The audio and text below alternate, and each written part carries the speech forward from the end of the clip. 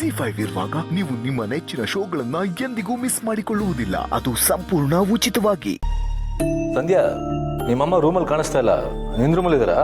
ಇಲ್ಲ ಅಣ್ಣ, ಅಮ್ಮ ಆಸ್ಪತ್ರೆಗೆ ಹೋಗಾಯ್ತು. ಆಸ್ಪತ್ರೆಗ? ಏನ್ ಹೇಳ್ತಿದ್ಯಾ? ಯಾವಾಗ ಹೋದ್ರು? ಬೆಳಿಗ್ಗೆ ಅಣ್ಣ, ಯಾಕೋ ವಾಮಿಟ್ ಆಗ್ತಿದೆ, ತಲೆ ಸುತ್ತ ಬಂದಾಗ ಆಗ್ತಿದೆ ಅಂತ ಹೇಳಿ ಆಸ್ಪತ್ರೆಗೆ ಹೊರಟ್ಲು. ಅವ್ರ ಆಸ್ಪತ್ರೆಗೆ ಹೋಗ್ತೀನಿ ಅಂತಂದ್ರೆ ನೀನ್ ನೋಡ್ಕೊಂಡು ಸುಮ್ಮನೆ ಇದ್ಯಾ? ನನ್ನ ಎದುರಿಸ್ಬೇಕು ತಾನೆ. ಅಟ್ಲೀಸ್ಟ್ ನೀ ಅದ್ರ ಜೊತೆಲಿ ಹೋಗ್ಬೇಕಲ್ವಾ? ಅದ್ಬಿಟ್ಟು ಅವ್ರೊಬ್ರನ್ನ ಹಾಸ್ಪಿಟ್ಲ್ ಕಳ್ಸಿದಿಲ್ಲ, ಬುದ್ಧಿ ಇಲ್ವಾ ನಿಂಗೆ? ನಾನೇನ್ ಮಾಡ್ಲಿ ಅಣ್ಣ, ನಾನ್ ಅಮ್ಮಂಗೆ ಹೇಳಿದ್ರೆ ಅವಳು ಕೇಳಲಿಲ್ಲ. ಇನ್ನು ಕೆಲ್ಸ ಹುಡ್ಕಕ್ ಹೋಗ್ತಿದ್ಯಲ್ಲ, ಹೋಗು, ನಾನ್ ಆರಾಮಾಗಿ ಹೋಗಿ ಬರ್ತೀನಿ ಅಂತ ಹೋದ್ಲು. ಹೋಗ್ಲಿ, ನನ್ನನ್ನಾದ್ರೂ ಎಬ್ಬಿಸ್ಬೇಕಲ್ವಾ? ನಾನ್ ಮೊದ್ಲು ಮಾಡಕ್ ಬಂದಿದ್ದೆ ಆ ಕೆಲ್ಸ.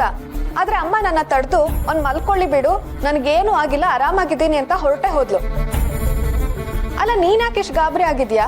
ಅಮ್ಮ ಆರಾಮಾಗೇ ಇದ್ಲು, ಅದಕ್ಕೆ ನಾನು ಸುಮ್ನೆ ಅದೆ. ಇಲ್ಲ ಅಂದ್ರೆ ನಾನ್ ಬಿಡ್ತಿದ್ನಾ? ಸುಮ್ನಿರ್ತ್ಯಾ? ನಿನಗೇನ್ ಗೊತ್ತು? ಅಮ್ಮಂಗೆ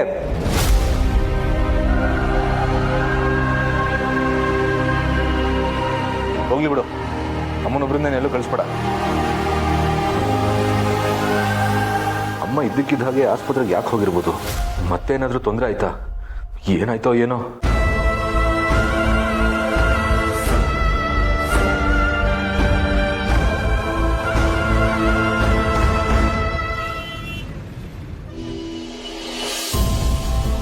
ಹೇಳಿ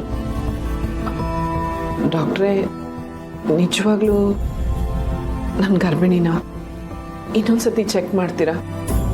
ಅದರ ಅವಶ್ಯಕತೆ ಇಲ್ಲ. ಮನುಷ್ಯರು ಸುಳ್ಳು ಹೇಳ್ಬೋದು, ಆದರೆ ಈ ರಿಪೋರ್ಟ್ ಸುಳ್ಳು ಹೇಳಲ್ಲ. ನಾನು ಹೇಳಿದ್ದು 100ಕ್ಕೆ 100 ಸತ್ಯ.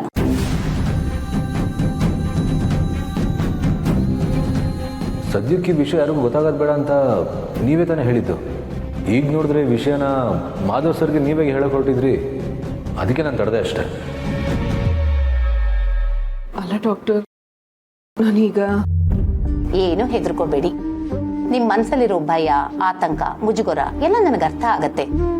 ಸಾಮಾನ್ಯವಾಗಿ ಈ ವಯಸ್ಸಿನಲ್ಲಿ ಗರ್ಭಧಾರಣೆ ಆಗೋ ಚಾನ್ಸಸ್ ತುಂಬಾನೇ ಕಡಿಮೆ ಇರುತ್ತೆ. ಒಂದ್ ವೇಳೆ ಆಯ್ತು ಅಂದ್ರೂ ಮಗು ಆರೋಗ್ಯದ ಮೇಲೆ ತುಂಬಾನೇ ಪರಿಣಾಮ ಬೀರುತ್ತೆ. ಅಂದ್ರೆ ಅಬಾರ್ಟ್ ಆಗೋ ಚಾನ್ಸಸ್ ತುಂಬಾನೇ ಇರುತ್ತೆ.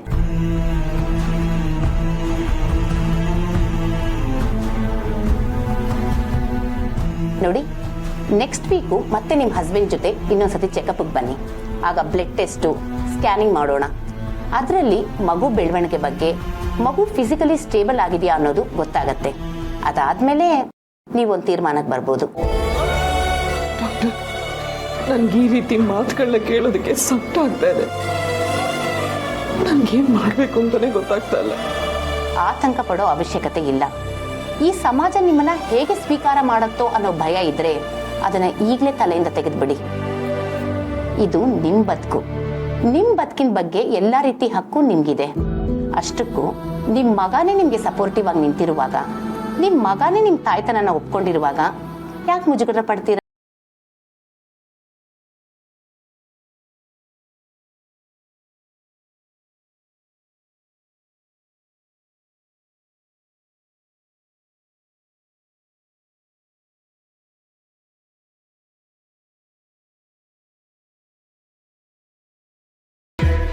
ಇಲ್ಲ, ಈ ವಿಷಯನ ಮಾಧವ್ ಅವ್ರಿಗೆ ತಿಳಿಸ್ಲೇಬೇಕು.